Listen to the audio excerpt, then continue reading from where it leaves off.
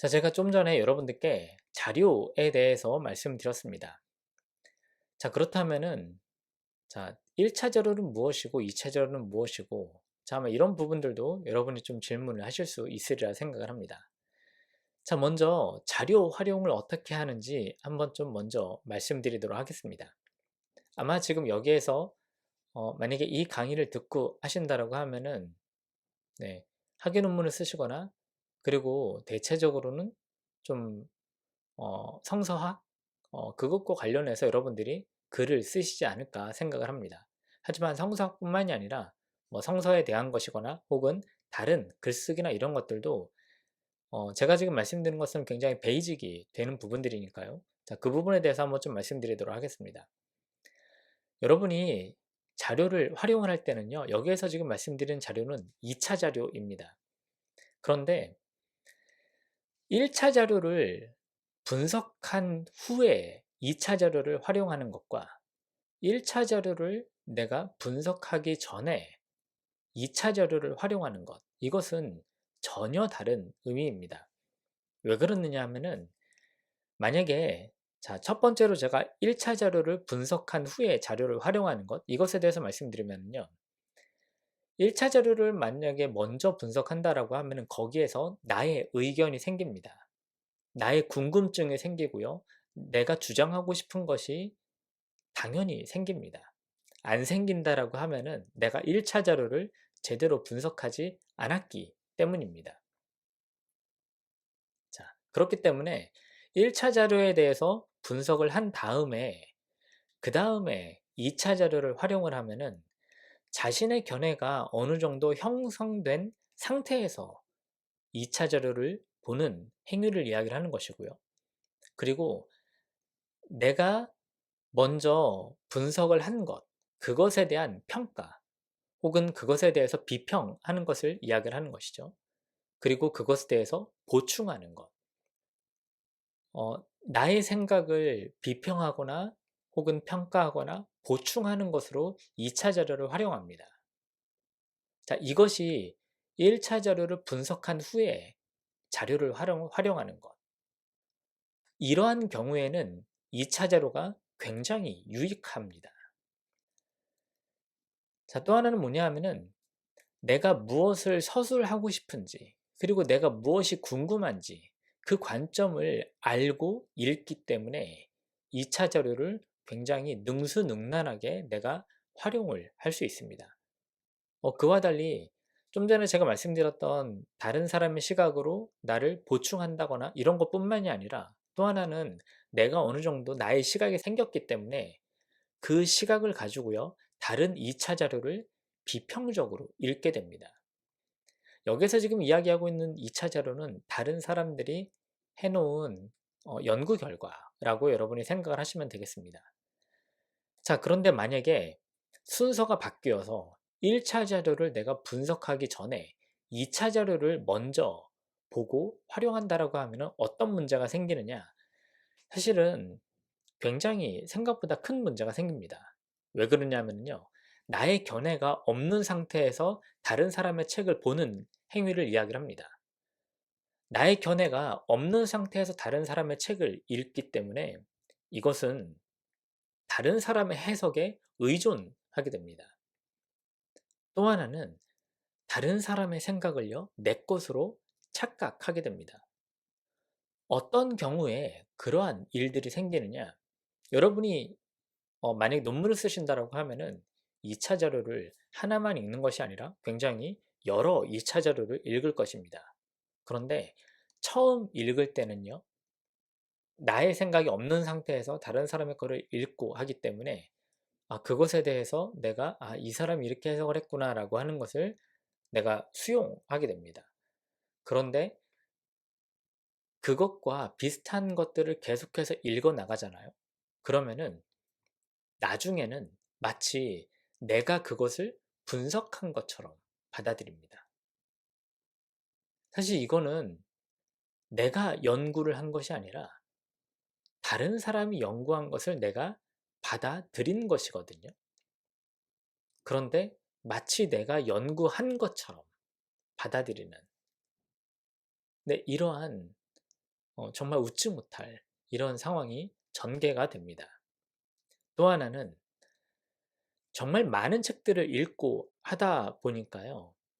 내 생각이 있는 상태에서 여러 이제 책을 본다라고 하면은 그것에 대해서 디베이트를 하면서 관련된 책들을 집어넣을 수 있는데, 내 생각이 없는 상태에서 다른 책들을 읽다 보니까 이 사람이 한 얘기도 좋은 것 같고 이 사람이 한 얘기도 좋은 것 같고, 그러면서요. 관련 서적이나 이런 것들을 굉장히 많이 집어넣고 싶은 그런 욕구가 생기게 되고, 사실 이것보다 더 큰 문제는 뭐냐 하면은 두 의견이 서로 충돌이 되거든요. 그런데 이 충돌되는 의견을 전혀 생각 없이 집어넣는 이런 경우들도 허다하게 발생합니다. 자, 그렇기 때문에 1차 자료를 내가 분석한 후에 2차 자료를 읽는 것과 1차 자료를 내가 분석하기 전에 2차 자료를 읽는 것, 이것은 굉장히 큰 차이가 있다라고 하는 것을 여러분들께 꼭 말씀드리고 싶습니다. 자, 그 다음에 또 말씀드리고 싶은 것은요. 여러분이 이제 글이나 이런 것들을 쓴 다음에 자신의 글을 확인하는 이러한 과정이 필요합니다. 자신의 글을 확인한다라고 하는 것은요. 이것은 내가 쓴 글이 과연 내가 쓰려고 하는 목적에 맞게 잘 쓰였는가, 그것을 확인하는 것입니다.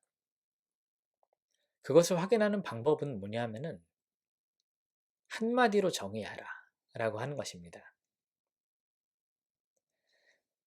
소논문을 썼든 혹은 좀 학위 논문을 썼든 여기에서 너가 하고 싶은 이야기는 무엇이냐에 대한 질문이 되는 것이죠. 그리고 그런 질문을 통해서 우리가 여기에서 알아내려고 하는 것은 뭐냐 하면은 글을 쓰는 저자가 그 목적을 견지하면서 그것을 끝까지 지켜나가면서 그 목적이 흐려지지 않고 글을 마쳤는가에 대한 질문이 되기도 합니다. 사실 이것은 쉽지 않습니다. 저도 이제 책을 읽거나 할 때 이 한마디로 정의하는 것, 이것을 하기 위해서 좀 노력을 많이 하는데요. 생각보다 그 핵심 포인트를 잡아내는 게 쉽지 않습니다. 제가 다른 사람의 책을 읽거나 할 때도 사실 쉽지 않고요. 그리고 저 스스로도 이 제가 쓰려고 하는 이 목적을 끊임없이 지켜나가는 것, 이것이 사실 생각보다 쉽진 않더라고요. 왜냐하면은 글을 쓰다 보면은 중간에 이것도 집어넣고 싶고 저것도 집어넣고 싶은 이런 마음이 생기기 때문에 그렇습니다. 여러분 혹시 글을 쓰면서 그런 마음이 생긴 적이 한 번도 없나요? 저만 그런가요? 그런 마음이 아마 분명히 생길 겁니다. 근데 저 같은 경우에는 그런 마음이 생겼을 때 이것을 어떻게 해결을 했느냐 하면은, 제가 사실은 이제 블로그나 이런 것들을 운영을 하고 있거든요. 그 블로그에다가 제가 쓰고 싶은 주제, 그것을 지금 이 논문에는 집어넣지 못하지만 언젠가는 내가 이것을 주제로 한번 글을 써보겠다라고 하는 것들을 제가 제 블로그, 제 개인 블로그에다가 그것을 다 저장을 해 놓았습니다. 네, 그래서 지금 거기 있는 블로그의 글이 생각보다 꽤 많습니다. 아무튼 그러한 것들을 저는 이제 하나씩 하나씩 꺼내면서 때로는 논문으로 쓰기도 하고요. 그렇습니다. 자, 하지만 내가 학위 논문을 쓴다라고 하면은 거기 있는 것들을 다 집어넣는 것, 그것이 중요한 것이 아니라 내 목적을 끝까지 견지하는가, 이것이 훨씬 더 중요하다라고 하는 것을 말씀드리고 싶습니다. 두 번째는 뭐냐 하면은 자신이 쓴 글에 대해서요. 나의 근거를 요약해라 라고 하는 겁니다. 첫 번째는 뭐냐 하면은 한마디로 정의하라 라고 하는 것은 네가 여기서 주장하고 싶은 게 뭐냐 라고 하는 거죠. 그거는 주장이라고 하는 겁니다. 근데 아까 제가 말씀드렸던 것이 뭐냐 하면은 주장이 중요한 것이 아니라 그것을 어떠한 근거를 가지고 제시하는가, 이것이 중요하다라고 말씀드렸습니다. 그 근거를 과연 나는 요약하면서 제시할 수 있는가라고 하는 것. 여러분들이 글을 전부 다 쓴 다음에 스스로 이 부분에 대해서 한번 질문을 해 보시기 바랍니다. 만약 그것에 대해서 여러분들이 이야기할 수 있다라고 하면은 그거는 꽤 괜찮은 글이 되는 겁니다. 주장의 근거를 명확히 서술하는가? 그리고 그 근거에 대해서 나는 과연 명확히 인식하고 있는가? 네, 이것에 대한 질문이 됩니다. 또 하나 덧붙여서 말씀드리고 싶은 것은 뭐냐면은 이것을 나만 확인할 수 있는 것이 아니라 나의 글을 읽고 있는 독자도 그것을 과연 확인할 수 있는가? 자, 그러면은 나의 시선이 아닌 제3자의 시선에서 나의 글을 평가하는 것을 의미합니다. 물론 그건 쉽지 않습니다. 그래서 때로는 다른 사람들에게 리뷰나 이런 것들을 부탁을 하기도 하고요. 내가 여기에서 무슨 글을 쓰려고 했는지 사실은 서로 논문을 읽어주는 이런 과정들이 그런 점에서 좀 필요하기는 합니다. 자, 글을 쓰는 것도 중요하지만 글을 쓴 다음에 이러한 두 가지 핵심 포인트. 내가 글을 쓰려고 하는 것을 한마디로 정의할 수 있느냐. 두 번째는 그것에 대한 내가 근거를 정확히 인식하고 있느냐라고 하는 자, 이것을 가지고 여러분들이 스스로 점검을 해 보실 수 있습니다. 자, 자료 정리에 대해서도 한번 좀 말씀드리면요. 이 여러 관련해서 이제 학위 논문이나 이런 것들을 쓰시다가 자료나 이런 것들을 정리를 하셔야 되는데 저 같은 경우에도 제가 이제 논문이나 이런 것들을 쓰고 이렇게 하면서 관련돼 있는 그 저자들의 소논문 이런 것들을 읽으면서 때로는 그것을 자료로 정리를 해 놓습니다. 그것을 제가 이제 자료로 정리해 놓는 이유 중에 하나는요. 나중에 연구사나 이런 것들을 쓸 때 그것이 굉장히 큰 도움이 되기 때문에 그렇습니다. 물론 그것을 정리를 할 때에는 저자가 어떤 것을 주장하는지 자, 이것에 대해서 먼저 분명히 인식을 해야겠죠. 이 논문이라고 하고 있으면은 논문은 저자가 주장하는 바가 있습니다. 저자는 무엇을 주장하고 있는가라고 하는 것을 거기에서 볼 수 있고요. 또 하나는 이와 비슷한 주장을 하고 있는 사람들이 누구인가 그것을 우리는 또한 다른 여러 논문들을 읽으면서 함께 찾아볼 수 있습니다. 왜 그러냐 하면요. 여러분 성경 본문이 있다 혹은 하나의 본문이 있다라고 하면은 그 본문에 대한 해석이 예를 들어서 사람이 10명이 논문을 쓴다라고 하면은 그것에 대한 해석이 10가지가 나올까요? 그렇지 않은 경우들이 많습니다. 오히려 하나의 본문은 대체적으로 한 4-5가지 여기에서 요 틀 안에서 움직이는 경우들이 정말 많습니다. 그래서 아마 여러분들이 가끔씩 주석서나 이런 것들을 보시면은 물론 주석서마다 네, 좀 차이가 나는 부분들이 있기도 하지만 하나의 본문에 대해서 사람들이 저마다 달리 해석을 하는 것이 아니라 어떤 부분은 A라고 하는 학자와 B라고 하는 학자가 비슷한 의견을 가지고 있구나 라고 하는 것들도 우리는 거기에서 종종 찾아볼 수 있습니다. 자, 그렇기 때문에 저자의 어떤 주장별로 그것을 쭉 묶어서 정리하는 것 이런 것들도 때로는 필요합니다. 또 하나는 그것만이 아니라 그 주장에 대해서 이 사람이 어떠한 근거를 제시하고 있느냐. 아까 제가 말씀드린 것이 주장은 누구나 할 수 있습니다. 그런데 그것에 대해서 근거는 무엇이냐.